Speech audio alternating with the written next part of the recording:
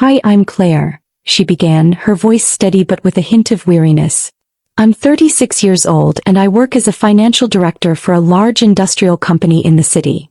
She paused, then leaned forward as though confessing something deeply personal. 4 years ago, after saving every penny I could, I finally managed to buy a house.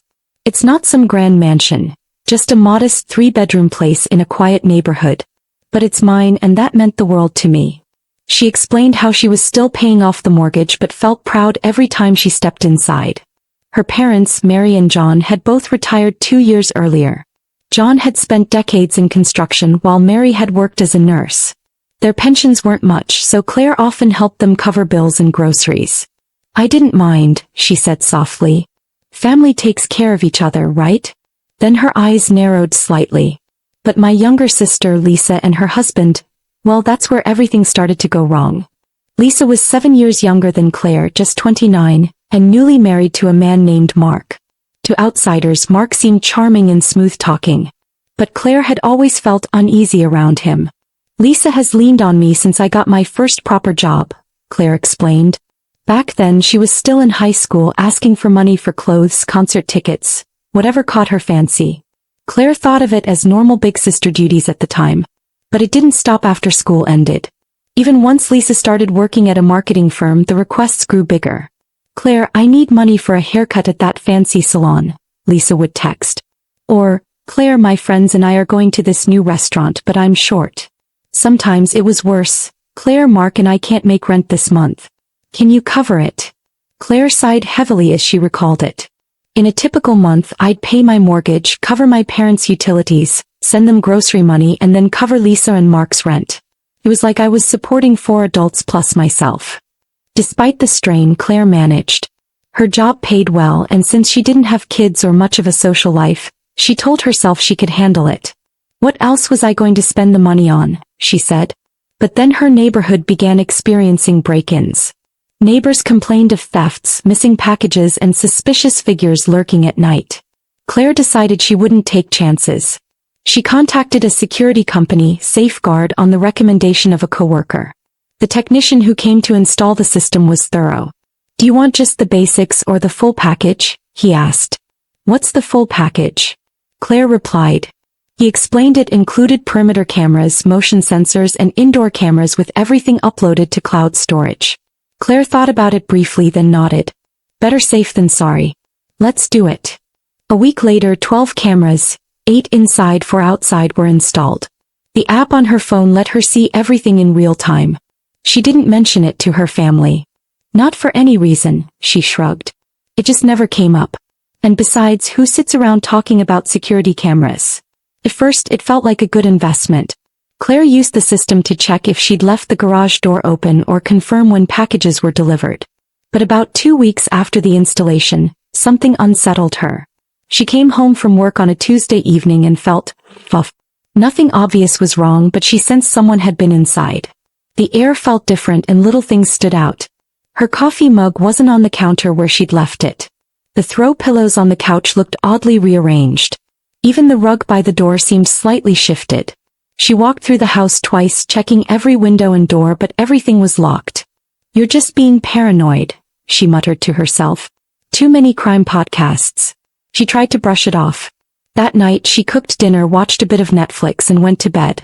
Still, the uneasy feeling lingered like a shadow she couldn't shake. Days passed and the memory faded. Work became overwhelming with quarter-end reports, and Claire often stayed late, stumbling home exhausted. Then came the incident that refused to be ignored. Her company was hosting a fancy dinner, black tie optional. Claire remembered a silver handbag she'd splurged on the year before, a designer piece she'd only used once. Excited, she went to her closet to fetch it. But when she reached the top shelf, the bag wasn't there. Maybe I moved it, she thought, searching every possible spot. The guest room closet, the hallway, under her bed, even boxes in the garage. Nothing. Frustrated, she called her sister. Lisa, did I ever lend you my silver clutch? The Prada one. Lisa sounded offended. What? No. If you'd lent me a Prada bag, trust me, I'd remember, and I would have returned it. Claire apologized and hung up, but her stomach churned. That bag had cost her $800 and now it was gone. She tried convincing herself she'd misplaced it during last year's spring cleaning. But in her gut she knew something wasn't right. Weeks passed and she pushed it aside, focusing on work. Then one Saturday, while doing a deep clean, she opened the drawer in her home office where she kept her most treasured possession. A Swiss-made watch her grandparents had given her at graduation. The watch box was there, but the watch was gone. Claire froze, staring at the empty box as if the watch might magically reappear.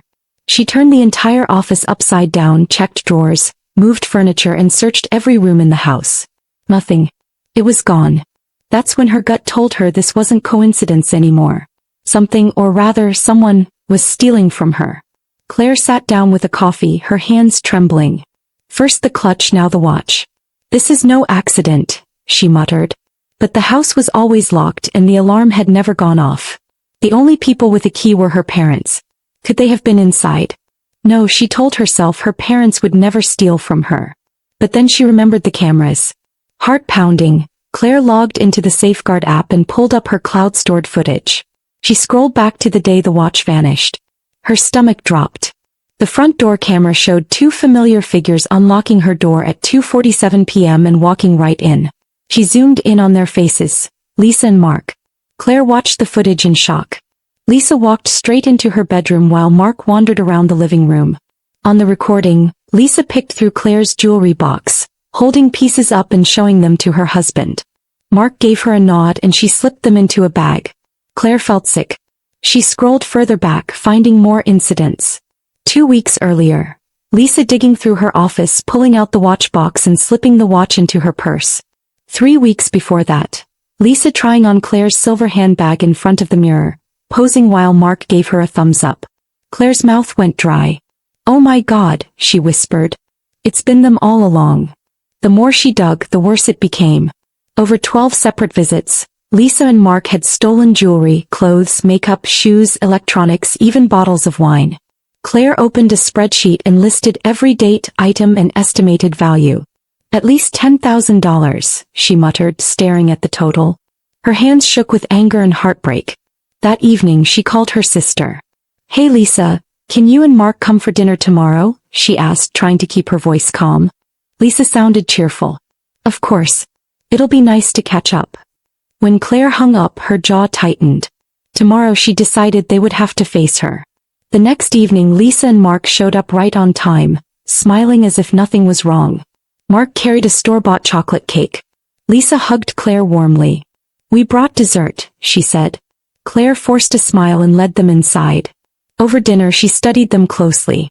Lisa's eyes flicked toward Claire's new laptop bag near the door, lingering a little too long. Claire's anger simmered beneath the surface. Finally she set down her fork. "Some of my things have gone missing," she said. Lisa froze, fork halfway to her mouth. Mark suddenly found his wine glass very interesting. "Missing?" Lisa asked. "Like what?" "My silver handbag. My graduation watch. Jewelry," Claire said steadily. Lisa relaxed, her shoulders dropping. "Oh Claire," she laughed lightly. "You're always misplacing things. Remember when you found your car keys in the fridge?" Mark chuckled. "Yeah, maybe you're just overworked." Claire's patience snapped. She slammed her hand on the table, making the glasses rattle. "I know it was you," she spat. "I have proof. Don't insult me with lies." Lisa's face flushed red. "What? That's insane. How dare you accuse me of stealing from my own sister?" Mark leaned back, smirking. "Do you have proof? Because that's a pretty serious accusation." Claire glared at them. "I want everything back," she demanded. "Every single item, or I go to the police." For a second there was silence. Then Lisa burst out laughing. "You'd call the police on your own sister?" Mark laughed too, shaking his head. "Please. You won't do it. And anyway, so what if we took a few things? You can afford it." Claire's mouth fell open. "You admit it?" Mark shrugged. "Family shares. You should have offered us more money anyway. We're struggling." Claire's hands clenched into fists. "Get out," she said in a low voice. They left, still laughing, Mark calling back, "You really need to chill, Claire." Claire didn't waste a second. She picked up her phone and called her mother. "Mom, Lisa and Mark have been stealing from me," she said. "I have video proof. They've been breaking into my house." Silence. Then her mother's voice turned cold. That's ridiculous. Don't involve the police. Lisa makes less than you. You flaunt your expensive things. It's natural she'd be tempted. Claire's jaw dropped. Are you defending theft? It's not theft, her mother snapped. You're being dramatic. If you go to the police, your father and I will cut you off completely. The line went dead. Claire sat frozen, realizing her parents had chosen Lisa over her. The betrayal burned in her chest. That night, Claire edited the footage into one video, showing Lisa and Mark entering, stealing, and leaving her house with bags of her belongings. She sent the video to her sister, brother-in-law, and parents with a short message. Return everything or pay me $10,000. You have 1 week before I go to the police. Almost instantly her phone exploded with calls and texts. Lisa raged. You filmed me without permission. That's illegal. Her mother's messages preached family loyalty and accused Claire of betraying them. Her father texted only once, very disappointed in you. Claire blocked them all. The next morning she called a locksmith. By noon, every lock in her house had been changed. No spare keys. No access for anyone else. All week the messages kept coming. Lisa swung between anger and guilt trips. I'm your baby sister. Doesn't that mean anything? Then, you witch. You'll regret this. Their mother's texts grew harsher. You're tearing this family apart. Your father can't sleep because of your cruelty. Claire ignored them all. On Friday, the 7th day, Lisa sent one final text. You're bluffing. You'd never call the police on family. Claire's jaw tightened. At noon she drove to the police station. She showed Officer James the video evidence. He raised his brows. This is crystal clear, he said. We'll pay them a visit. As Claire walked out of the station she exhaled for the first time in weeks. She'd done it. That evening as Claire was stirring pasta on the stove, there came a furious pounding at her front door. Claire, open this door right now, her father's voice thundered. Behind it she could hear her mother sobbing. Please Claire. They arrested Lisa and Mark. How could you do this? Claire stood frozen, wooden spoon still in her hand. Slowly she walked to the door but didn't open it. They're thieves, she said through the wood. Thieves get arrested. Her father roared, she's your sister. And she should have remembered that when she was stealing from me, Claire shot back. Her mother wailed, this is cruel. You're cruel. Claire's voice was cold. If you want them out, return my money. $10,000 for what they stole. Her father's voice shook with rage. That's extortion. No, Claire said calmly. That's restitution. For 10 more minutes her parents shouted outside, begging, accusing, demanding. Finally they left. 2 hours later Claire's phone buzzed. She glanced at the screen and her breath caught. A bank transfer notification. $10,000 from John and Mary Carter. Claire stared at the message for a long time. The next morning she went back to the police station and withdrew her complaint. Officer James gave her a long look. Are you sure you want to drop this? Yes, she said. I've been paid back. He sighed. Charges will be dropped then. As she walked out, a strange mix of relief and bitterness washed over her. She had her money back but she'd lost her family. That afternoon Claire made another decision. She opened her banking app and canceled every automatic transfer. Her parents' utilities, their grocery money, Lisa and Mark's rent. One by one she shut them all off. No more, she whispered, clicking the final cancellation. Then she blocked every family number. Phone, email, even social media. Complete silence. It felt like slamming a heavy door and locking it tight. For years she had been the one who kept everyone afloat. Now for the first time she chose herself. The quiet that followed was almost frightening, but it also felt like freedom. 2 weeks later her phone rang from an unknown number. Against her better judgment Claire answered. Claire, her Aunt Susan's voice said. I need to apologize. I didn't believe you. But now I know the truth. Claire sat down hard on her couch. What happened? Susan sighed. Lisa and Mark moved in with your parents. They can't afford rent without your help. Your mom finally showed me the video you sent. I was shocked. They really did steal from you. And get this. Rachel says her gold bracelet went missing after Lisa visited her. And your Uncle Tom swears Mark took some tools from his garage. Claire's eyes closed. So it wasn't just me. No, Susan said gently. You're not alone. The rest of the family is keeping their distance from your parents now. They defend Lisa too much. They've isolated themselves. Claire thanked her aunt but hung up with a heavy heart. Did she feel guilty? Maybe a little. But mostly she felt free. 4 years she'd been their safety net, their bank account, their rescuer. And what did she get? Stolen from, lied to, laughed at. The money was never the point. It was the betrayal, the disrespect. They hadn't just taken things. They'd taken her trust. Later that week she sat on her porch with a cup of coffee, staring at the quiet street. No unexpected visits, no chaos, no begging calls. Just silence. For the first time in her adult life, she wondered what it might be like to live without carrying everyone else's weight. 3 months passed. Claire settled into a peaceful rhythm. She went to work, spent time with friends, even started dating a kind man named David who never once asked her for money. One evening over dinner he asked softly, "You don't talk about your family much." Claire poked at her food before answering. "There's not much to say. We're estranged now." David reached across the table and squeezed her hand. "Estranged doesn't sound easy." He shrugged. Being used was harder. It was the most honest answer she could give. And for the first time she believed it. But the past had a way of creeping back. One afternoon Claire opened her mailbox and found an envelope addressed in Lisa's handwriting. She hesitated before tearing it open. Inside was a letter. "Claire, I'm sorry. What we did was wrong. Mark convinced me you had so much you wouldn't notice. I was jealous of your house and your nice things. I know that's no excuse. I'm working now to repay Mom and Dad for the money they sent you. It'll take years, but I'm trying. I don't expect you to forgive me. I just wanted you to know I'm sorry. Lisa." Claire read it 3 times, her eyes narrowing. The words sounded like an apology, but there were excuses tucked between the lines. He blamed Mark. She admitted jealousy. But nowhere did she offer to make things right with Claire. With a sigh, Claire dropped the letter into the trash. The following week, security at her office called up. "Miss Claire, your mother is here to see you. She says she's waiting in the lobby." Claire's stomach knotted. "Tell her I'm not available," she said firmly. An hour later, security rang again. "She's still here. She says she has something for you." Claire clenched her jaw. "Tell her if she's not gone in 10 minutes, I'll call the police for trespassing." Eventually her mother left. That night, Claire found a small box on her doorstep. Inside were some of her things. The silver handbag, her grandmother's watch, and a few pieces of jewelry. No note. Just her mother's careful packing. It was something, but not nearly enough.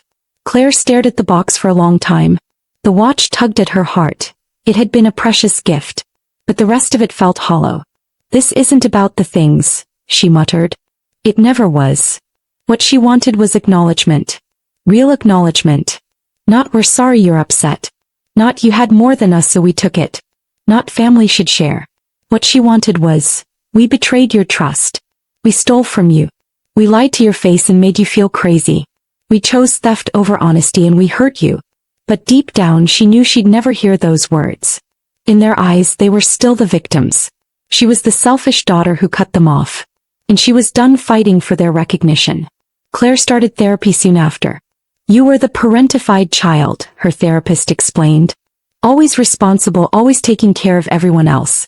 It became your identity. And Lisa remained the baby, the one everyone coddled. That dynamic never changed." Claire nodded, the truth hitting her hard. "So what now?" she asked quietly. The therapist smiled gently. "Now you learn boundaries. You learn that love doesn't mean letting people hurt you. You learn that you are worth more than what you can provide." The words sank deep. For the first time, Claire realized she wasn't broken, just conditioned. And now she was free to rewrite her story. There were nights when Claire still questioned herself. Lying in bed, she'd remember teaching Lisa to ride her bike or her father helping her with math homework. Good memories tugged at her heart. "Am I being too harsh?" she sometimes whispered to the darkness.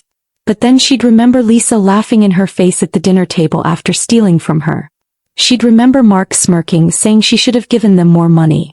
She'd remember her mother defending theft because Lisa earned less. The guilt vanished, replaced by clarity. "No," she would tell herself firmly. "I chose peace over poison." Months passed and Claire's life grew quieter.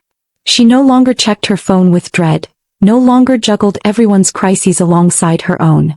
She focused on work, on her budding relationship with David, on simple joys like gardening and reading.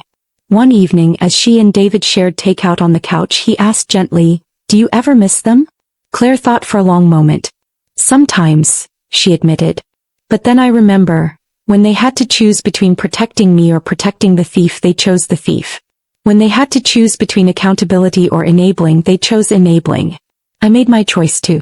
And I'm not going back." Her Aunt Susan continued to call every few weeks, offering unwanted but undeniable updates. "Lisa's working part-time now, barely making ends meet. Mark's still unemployed. Your parents are picking up odd jobs in their 70s. Claire listened quietly, sometimes with a pang of sympathy. But she never acted. "I supported them for years," she told Susan once.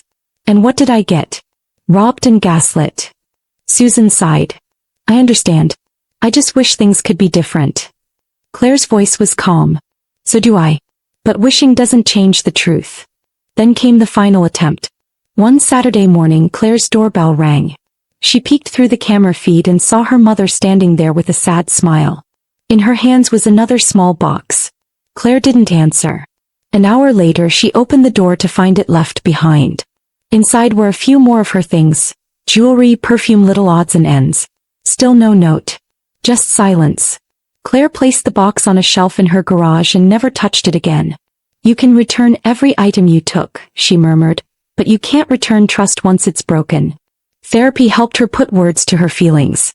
"You were taught that love meant sacrifice," her therapist told her. "But love without respect isn't love at all. It's dependency. It's control." Claire nodded, wiping a tear. "I thought choosing myself meant I was selfish," she admitted. "But now I see, it means I'm finally free." Slowly she rebuilt her sense of worth. She laughed more. She cooked meals just for herself and enjoyed them without guilt. She allowed herself to dream again, not of saving others but of living her own life fully. One evening, while walking with David under the glow of street lamps, he said, "You seem lighter these days." Claire smiled softly. "That's because I am. For the first time in my life, I'm not carrying everyone else's weight. I'm just me." David slipped his hand into hers. "And that's more than enough." Claire squeezed his hand, her heart steady. The emptiness she once feared had been replaced with peace. Not perfection, not reconciliation, but peace. And peace was worth more than any stolen watch, handbag, or apology that never came. Claire sat on her porch one Sunday morning, sipping coffee as the sunlight streamed across her yard. Birds chirped, the air was fresh, and for once she felt whole. "Do I regret going to the police?" she whispered aloud. "No. That was the wake-up call we all needed. Do I regret cutting them off? Sometimes late at night. But then I remember, being alone is better than being used." She took a deep breath and let it out slowly. For years she had been a wallet with legs. Now she was simply Claire, a woman who finally chose herself. And she was never going back. Moral lesson. Family loyalty should never excuse betrayal. True love and respect mean setting boundaries even with those closest to you.